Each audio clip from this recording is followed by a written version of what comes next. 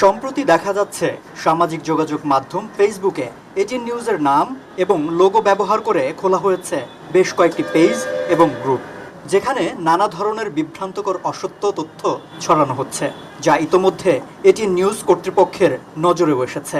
ATN news পরিবার দ্ব্যর্থহীনভাবে জানাতে চায়, এসব অসত্য ভুয়া তথ্যের বিষয়ে চ্যানেলের কোনো সম্পৃক্ততা নেই। বানোয়াট এসব তথ্য এটিএন নিউজের সুনাম এবং দর্শক শুভানুধ্যায়ীদের থেকে অর্জিত আস্থা নষ্ট করতেই করা হচ্ছে।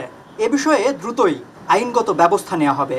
এ অবস্থায় ভুয়া এসব পেজ এবং গ্রুপের অপতথ্যে বিভ্রান্ত না হতে এটিএন নিউজ তার অগণিত দর্শক শুভানুধ্যায়ীদের প্রতি আহ্বান জানাচ্ছে।